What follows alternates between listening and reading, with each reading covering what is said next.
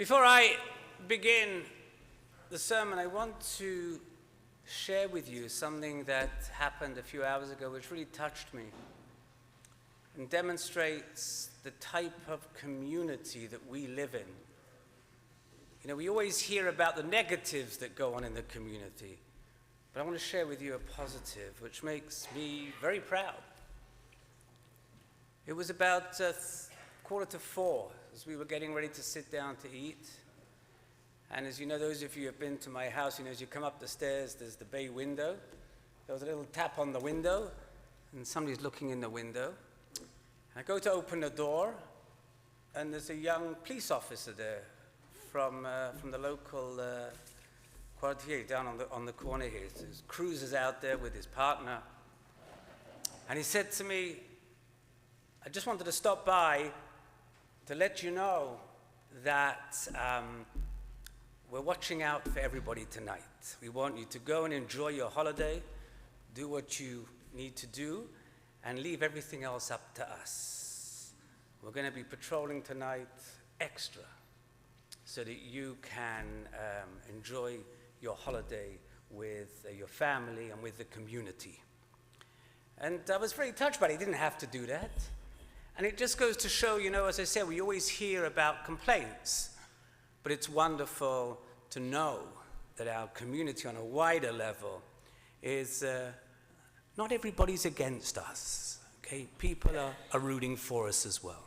So if you see a policeman outside, take a moment, go up and shake their hand, thank them for their service.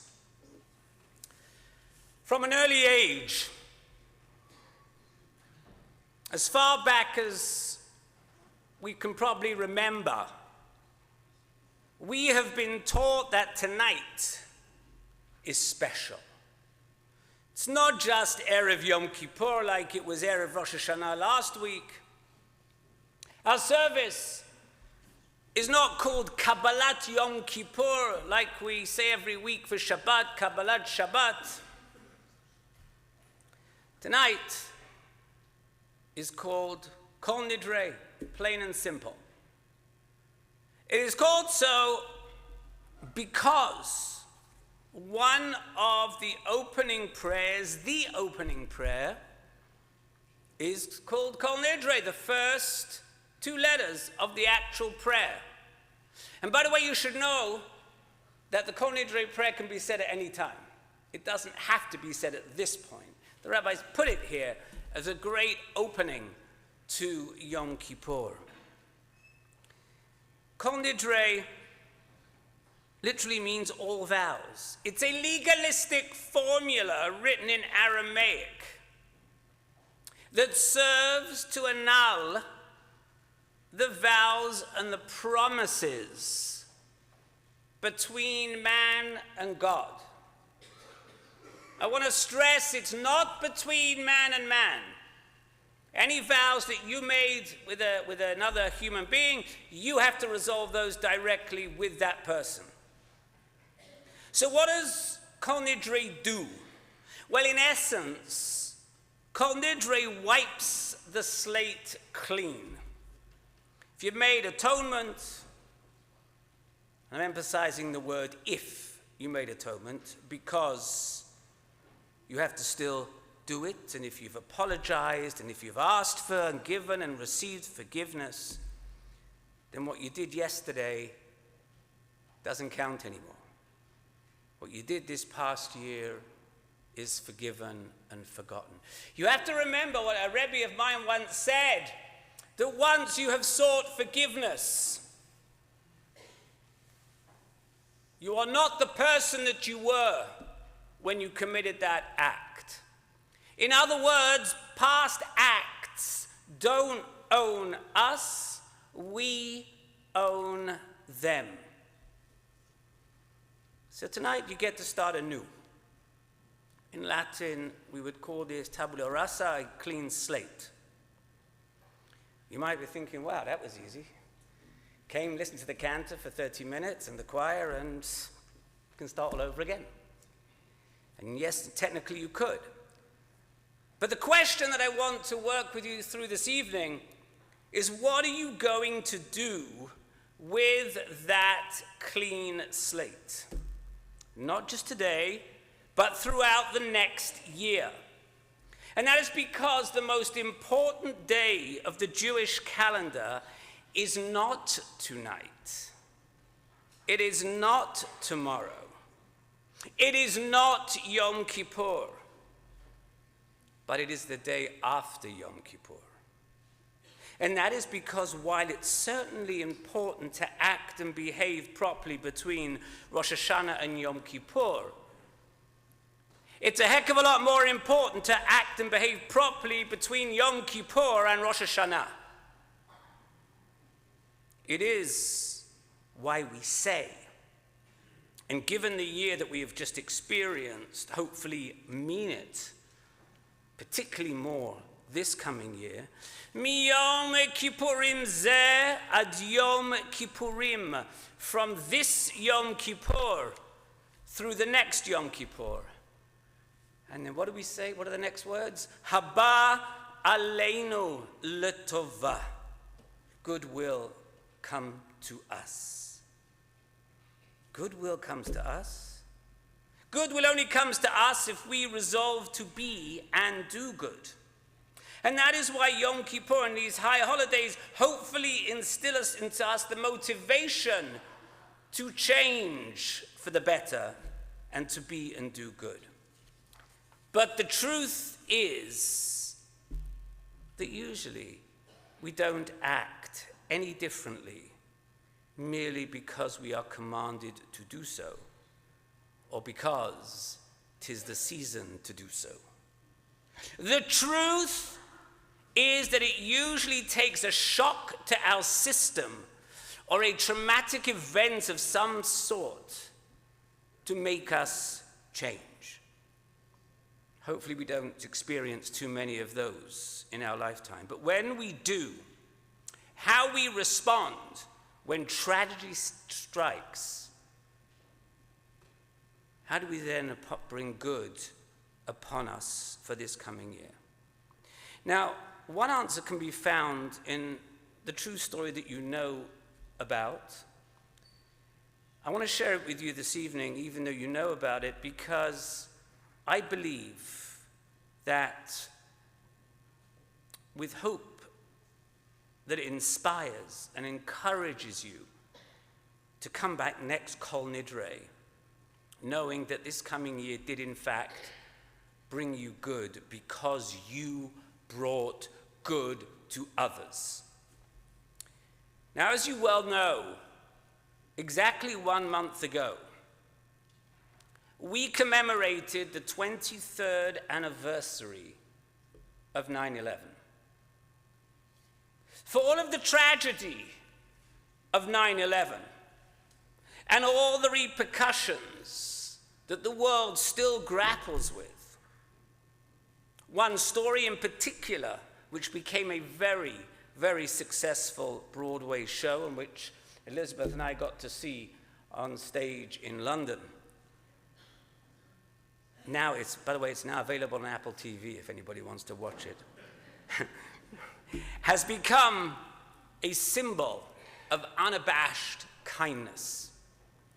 Now, on the morning of September 11, Kevin Turf was returning from a Paris vacation when his plane was forced to land in Gander, Newfoundland.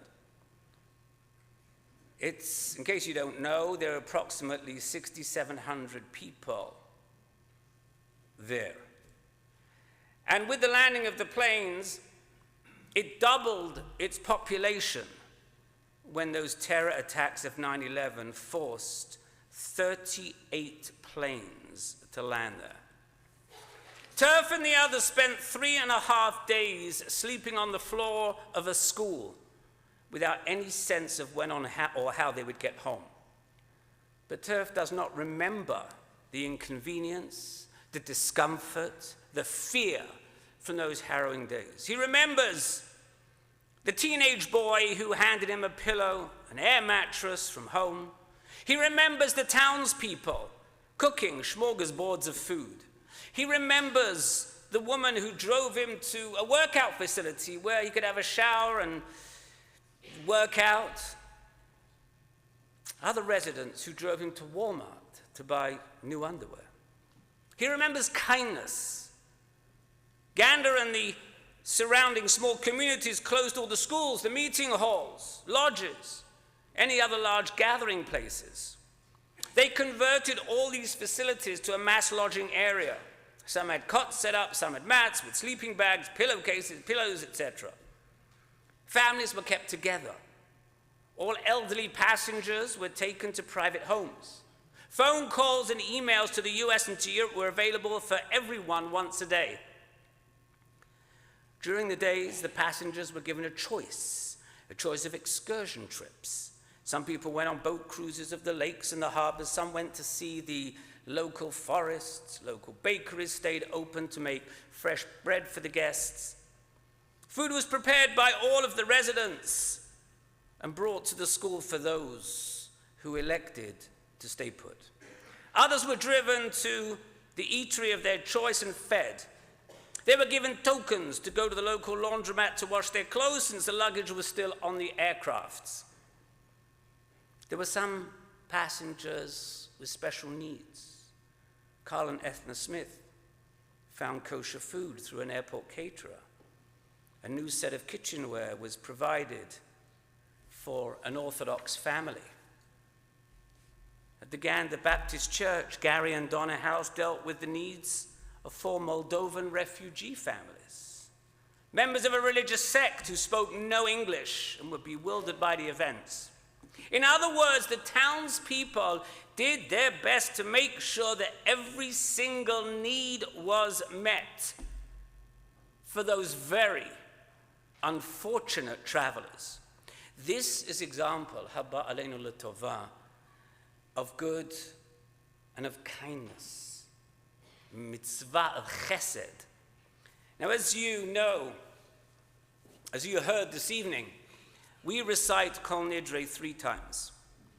And therefore, we say 3 times, haba aleinu l'tova. Now, this was just the first example of the goodness that I've been speaking about, the first instance of haba aleinu l'tova. Here's the second instance of haba aleinu l'tova. In Judaism, we have an expression that says, mitzvah goreret mitzvah, which means one mitzvah leads to another. Now, you might be familiar with the secular equivalence, or the modern parlance, which is pay it forward. And that's exactly what happened. A year later, Kevin Turf felt compelled to do something that would honor the residents of Gander. So he closed his environmental company business on September the 11th, 2002, and gave all of his 40 employees $100. He told them to spend the money not on themselves, but on acts of kindness. And then at the end of the day, they would come together and discuss what each one had given the $100 to or for. Turf has now done this every year since that time. Each time retelling his employees the story of how a town of strangers on a day of uncertainty and fear didn't hesitate to welcome people from a cross-section of nations, races, and religions. In Turf's words, we could have just closed the office and said, go do good deeds. But my thought was, let's help inspire people to pay it forward.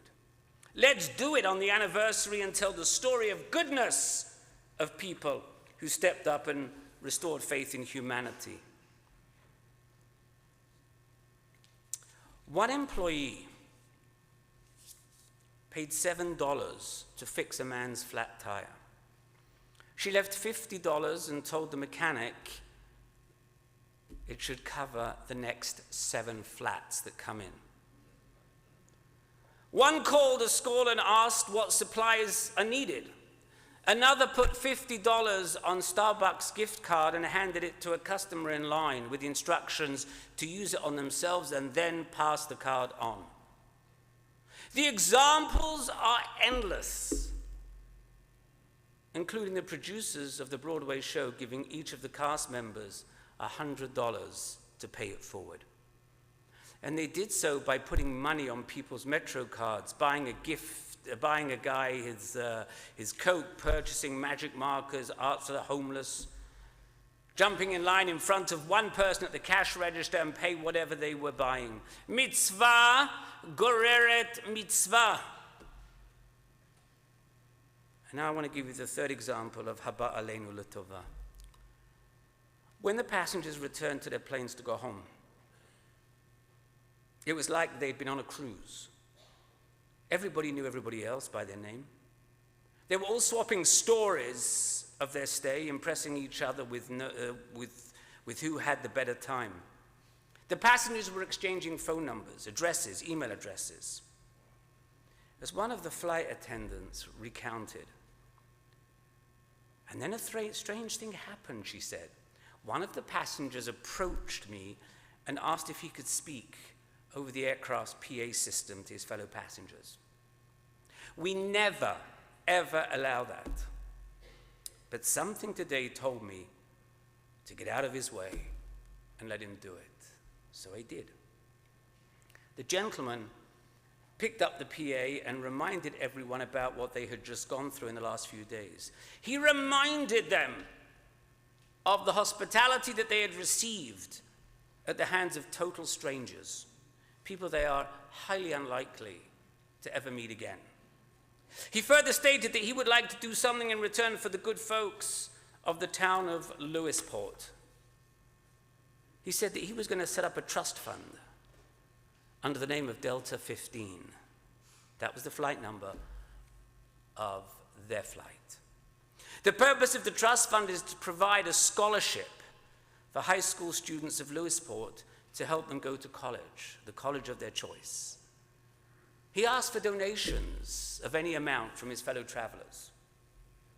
When the people with the donations got back to us with the amounts, the names, the phone numbers, and the addresses, it totaled the sum of $14,500.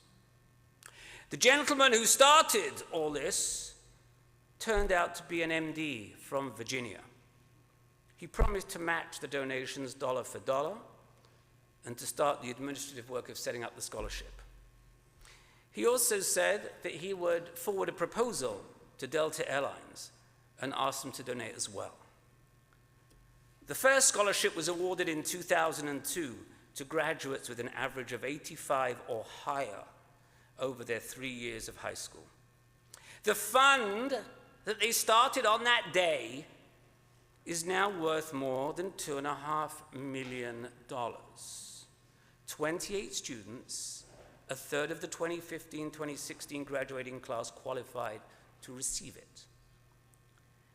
I have those three words. Haba aleinu l'tova. If we do good, good will come to us. Kol Nidre. When we think of that prayer, we usually focus on those two words, Kol Nidre. I'm going to Kol Nidre tonight. Or I can't believe it's Kol Nidre tonight. We focus on forgiving and forgetting about the bad. But hopefully you now see that this evening is about more than those two words. It is also about replacing bad with good. And this year, with all that is happening in this world and in our lives, let us focus on the challenge that this evening truly presents to us. Our challenge tonight must be not to recite the same words that we've recited for many decades, but to make this coming year a good year. Haba aleinu l'tova.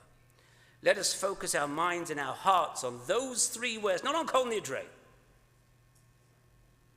And in so doing, let us live up to the idea of being and doing good, of demonstrating kindness to all we encounter, whether family, friends, or strangers. And then coming back next year, not to Kol Nidre, but Abba Aleinu L'Tova for next year. Not merely with a clean slate, but with a full slate of good deeds, knowing that you've done your part in paying it forward and in bringing good to all. I'd like to conclude with the following prayer, paraphrasing the remarks of former President George W. Bush at a memorial ceremony in Shanksville, Pennsylvania, 2 years ago.